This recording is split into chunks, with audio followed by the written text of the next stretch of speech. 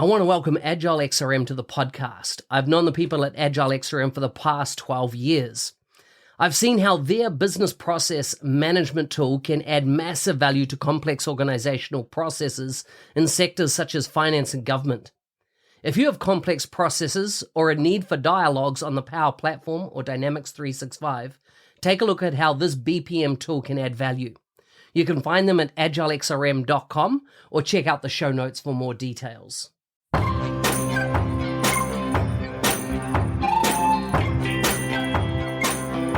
Welcome to the MVP Show. My intention is that you listen to the stories of these MVP guests and are inspired to become an MVP and bring value to the world through your skills. If you have not checked it out already, I do a YouTube series called How to Become an MVP. The link is in the show notes. With that, let's get on with the show. Today's guest is from Alabama in the US of A. She is the owner and SharePoint trainer for IW Mentor. She was first awarded an MVP in 2011. She is a SharePoint and Microsoft 365 expert, speaker, author, educator. She has presented at over 60 conferences, user groups, and SharePoint Saturdays. You can find links to her bio and all her social media in the show notes for this episode. Welcome to the show, Laura. Hello. Thanks so much for having me. It's good to talk to you. You too. It's interesting. You've come into the biz apps world via the M365 side of the house, right? Or the SharePoint, and I've come in via the Dynamics side of the house over my career. And I've seen you do a lot of stuff, right? You are always producing, training, educating people in the community. Right. I do my free shows on Wednesday, my Power Hour on just streaming on YouTube. And then when I'm not doing that, I'm constantly recording because Microsoft keeps changing things, of course, in Microsoft 365. So for my training company, I'm constantly having to re-record things, record new things. Awesome. So tell us a bit about food, family, and fun, those three things we do outside of work. What do they mean for you? I love food. I have a husband and three daughters. They are 18, 14, and 9. And we like to go to Universal Studios. Just thinking about food, my husband and I went there just week before last to go to Halloween Horror Nights, and they had all these delicious, all these different booths all around with different sort of horror snacks and meals and desserts and things like that with a horror spin to them. And we just enjoy going around tasting everything. And it was a very sort of adult event. And we did not have our children with us, and we had a blast. But yeah, we enjoy doing things like that. And of course, this is a great time of year for going to fall festivals and things. Yeah. Isn't it great to be able to not have your children with you all the time, like go out and do adult things that are not children related? It's amazing. And now that they're older, the youngest is 9, we feel less guilty about leaving them with a babysitter. So it's fun. I've got 2. One is almost 2 and one is almost 9 weeks old. Ooh, so that's really young. They're very young at the moment. And actually I've got a boy that's also almost 18. So okay. I've got that spectrum as well, split. Wide range. Yeah, totally. So tell us a bit about how you got into tech. What was your career starting point where whatever you're doing, you decided to take it into technology? Well, I actually don't have a degree in technology. My degree is in kinesiology, which is like PE. I originally wanted to be a physical therapist. And but I always loved even in 7th grade when we learned BASIC, I always loved programming, and even took a couple of programming classes in college. And so I kind of ended up roundabout just kind of getting into this field that I always probably should have gone into in the first place. But my first job was my first IT job was an NT administrator in a very just small office. And they said they didn't care that I didn't have any IT experience. They just hired me and taught me how to do the NT admin of like these 20 users and do some like, it was like OS2 and just some other like Unix and that an Active Directory came out like during that job, and so I got to learn Active Directory. And 2000, I got my MCSE. So then, getting all that under my belt with that first job was very helpful to get all those certifications. And I ended up being a server admin. I was an Exchange admin. I was on the messaging team ended up being at this large healthcare company. And then in 2003, 2004 or so, when SharePoint was invented, they said, here, you all go learn this, figure it out, go to some training. And that's when I went to some MindSharp training with Bill English. And I remember my coworker sort of elbowed me and said, that's the guy who wrote the SharePoint book. And I'm just like, you recognize the guy who wrote the SharePoint book? You're a nerd. So, because that Bill English was our instructor. And so, and this was in 2004 or 5. And he said, maybe 2006. And then he said during the class, I'm going to be writing another SharePoint book. SharePoint 2007 is going to come out soon. Anybody let me know if you want to be an author on this book. And so I told him I'd give it a try, and he had me write a white paper just to kind of see how I would do, if I could write okay. And he did corrections and things just like an editor would do to kind of see how I could handle all the like massive amounts of corrections that editors do to you, that some people take it personally and that kind of thing. So I ended up going to the Best Practices Conference after, I wrote a chapter in the Moss Administrator's Companion, and then I met him in person again, and met some of the other authors at that conference. And that's when I said, hey, maybe I could try this whole speaking at conferences thing and this whole blog thing they all seem to be doing. And that's when I started kind of talking to the MVPs and things about how to start a blog and how to start a user group and how to get figure out what I wanted to speak about. I didn't realize that they all just kind of came up with their own topics, and nobody was sitting there telling everybody, like assigning them things to speak about. They just all came up with their own ideas. So I started coming up with ideas for that and for my blog. And then and then of course, getting your foot in the door, becoming an author gets you the ability, like asked to speak at things and write other books. And SharePoint 911, Shane Young hired me from away from that healthcare company that I was working at. So then I worked, and he's, huge in Power Apps now. So it was SharePoint 911, and now he's got Power Apps 911. So yeah, Shane was my old boss, like back in 2009 or so. So, and we wrote several of us at SharePoint 911 wrote on several books together. And then he sold us to Rackspace, and then Rackspace laid us off. This was like 5 years later.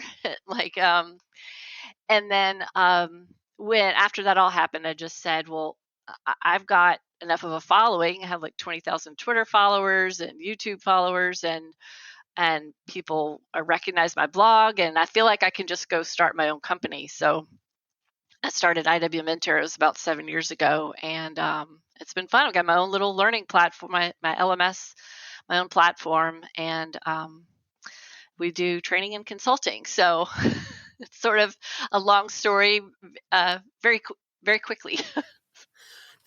But wow, it's so interesting because there are so many things that you mentioned there that, dot through my career. For those that don't understand, MCSE is a Microsoft Certified System Engineer. And you obviously got on and did the extensions around Exchange and stuff back in those days as well.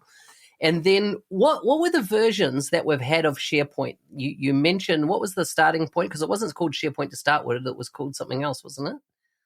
It was Portal Server. 2001 was Microsoft something Portal Server. I don't know if it was called SharePoint yet. Maybe SharePoint Portal Server. But I didn't really have any experience with that one. We started with SharePoint 2003. That's the one we started with and we installed, and that's when we got training on in 2005 or whatever. Yeah. Was there a massive transition when it went to online for you? Well, yeah, I think so, especially with the number of changes. I mean, it used to be every, 3 years or so, you would get new features and things. And remember back in the old days when you had to wait for the new features to come out, and then they all came out all at the same time, and everybody just couldn't wait to write blog posts about all these try out all these new little things. But then once you figured out all the new things, you were done figuring them out. Like it wasn't changing anymore. So it's been an interesting challenge having a training company and keeping up with the very, very rapid change of pace. And I mean, weekly, you could discover a new button in a toolbar in SharePoint, or find that they changed the name of a button, or anything like that. So I'm constantly like making notes and trying to make sure that my training keeps up with all that. But then also in the meantime, try and that new products come out and new functionalities, like so to try to keep up with all that as well. So that's been a huge difference. I know a couple of other people that were in the training field that just sort of said, "I'm out," when SharePoint went online, because it's just, they saw that it was going to be too much to keep up with. Yeah. And I feel that's the same side in Dynamics. You went from, there was basically 3 courses, and now there's zillions of them, right? So it's crazy how Dynamics it's is a grown. huge, yeah, it's a huge. It's like that would be like learning SharePoint all over again from scratch. Yeah, it's a 30 lot. something product. It's about 30 products, I think, now in the suite. What was how much has Power Platform and everything that comes with Power played into what you're doing now? The Power Platform has been huge. So my passion is automating business processes. So back in the healthcare company that I worked at, even though I was a server admin, I really enjoyed talking to the end users about their business processes, showing them, creating simple little workflows with them with SharePoint Designer, creating forms with InfoPath. So I really got into creating InfoPath forms and all the logic in the forms and the logic around automating the business processes, combining with the workflows, and getting really good at gathering requirements and figuring out what you need to know in order to automate the best ways to do it. So made the transition from, it was InfoPath and SharePoint Designer for years, over to mainly Power Apps and Power Automate. So I've replaced the tools that I used to use with those. So I'm in Power Apps and building flows every single day, and those are mainly the consulting jobs that we take. About a year and a half after I started this company, my husband was able to quit his job. He's in IT as well, and come join me at home at our company. And he just dove right in and learned Power Apps, and that was, right when Power Apps was brand new. So he's, been evolving with it this whole time. So he does a ton of all our Power Apps and Power Automate consulting, and we kind of split those between us. And we also have a third employee, Joelle, who lives in Atlanta, and she does mostly SharePoint projects, but she's gotten into Power Apps as well. So yeah, it's been great making the transition. Power Apps is so much more flexible and powerful than InfoPath ever dreamed of being. Yeah. I love it. Are you when you say you do consulting, are you doing consulting on site, or is it all remote consulting? It is all remote. All remote. Yeah. Perfect, right? So whenever the pandemic hit and everyone was moving to online, we were already here. We were already doing everything, all our consulting and training online. So it worked out really well. So you're training, and so it's all online. So you don't do any classroom led. Nope. So do you do live training? Sometimes, like twice a year or so.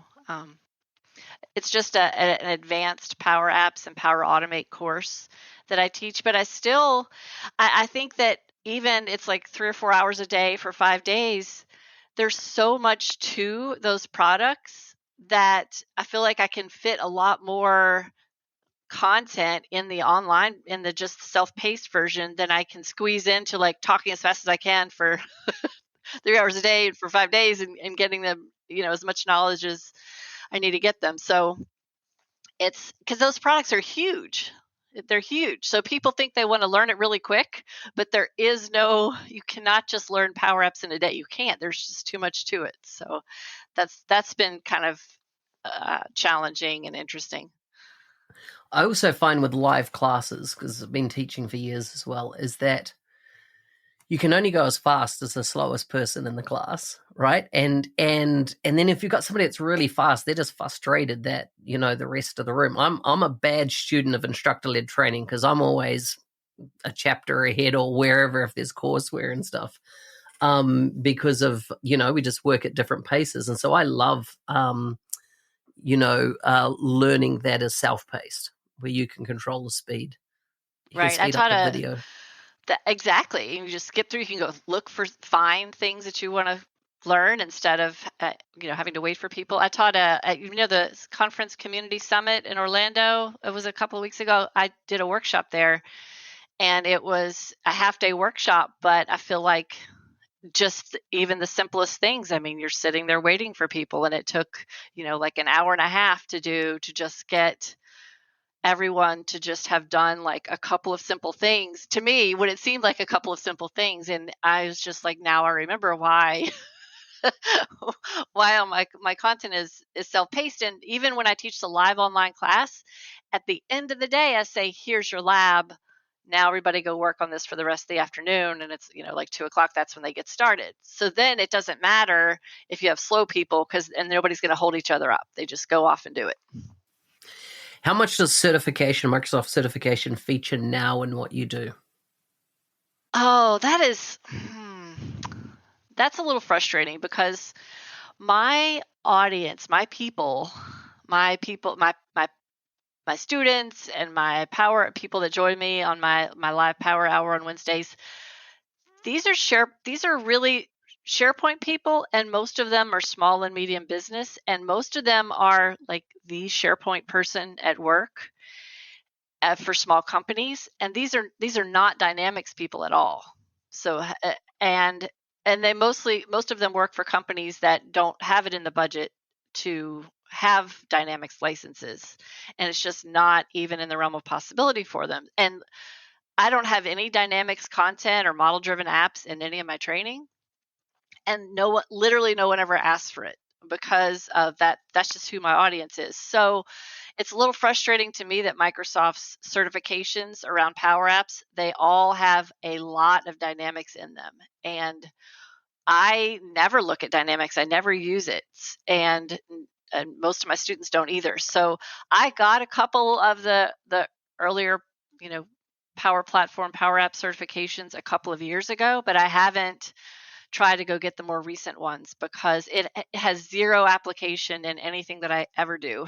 Mm-hmm. And that kind of sounds bad, but it's just practical, No, it doesn't sound bad. I think my last certs that I did were in 2018 or 2019, and I haven't done certs since because I've been doing certification for 10 years, and it's kind of like just another year, another exam. What's the point, but is there any certification around SharePoint specifically nowadays, or is there none? I don't think so. I mean, the closest thing that I took a few years ago was like a Office 365 admin, and it had SharePoint admin in it, and it had a whole bunch of PowerShell and things like that. It was more hardcore admin, but there isn't just here's a SharePoint site, here's how to add members to it and design the homepage. There's nothing like that for like business users that exists. Well, and I think for business users, what does it matter? Like if you're a marketing person and you're in charge of your SharePoint site, like what does anyone care if you have a Microsoft certification, So it makes sense that there aren't any. Yeah. What's the 10 years you've been in the MVP program? What's the biggest changes that you've noticed over those 10 years? The biggest changes in the MVP program. Well, the biggest thing has been the pandemic. It's been not being able to see everybody in person. So it was usually like a very really fun sort of family reunion every year when you go to MVP Summit. And back in the old days, before the cloud, back when we had versions of SharePoint, it was really exciting going to Summit, getting to learn about and discuss with the product team what was possibly going to be upcoming in the next version and give them our feedback and actually give them suggestions about the way to build the products. And so all that's out the window now because everything's in the cloud, and it's just, you don't have the versions anymore. So they're limited in how much advance notice they can give us about things, and how, because they're building things so fast that it's not like it's totally different. So it's the cloud and the pandemic that are both big changes. What advice, just in closing, would you give to people that think that they should become MVPs? The advice is that you need to get yourself out there and get a lot of views. I think views are the biggest thing. Views of your content, whether it's clicks on people reading a blog post, get on YouTube and make videos. I think a lot more people make videos now than blogging. Get a lot of views on your videos, and then just keep tweeting things and getting on social media, and just push your content out there so that you can just get more eyes on it. There are techniques that you can study for YouTube for the best ways to get your video in front of, using the captions with the all caps, and you gotta have your pose on the cover of the YouTube video, like pointing or something. There's all these little tricks like that pay attention to those, because those actually make a huge difference in people clicking on your video. So that's my advice. Hey, thanks for listening. I'm your host, Business Application MVP Mark Smith, otherwise known as the NZ365 Guy. If you like the show and want to be a supporter, check out buymeacoffee.com/NZ365 Guy. Thanks again, and see you next time.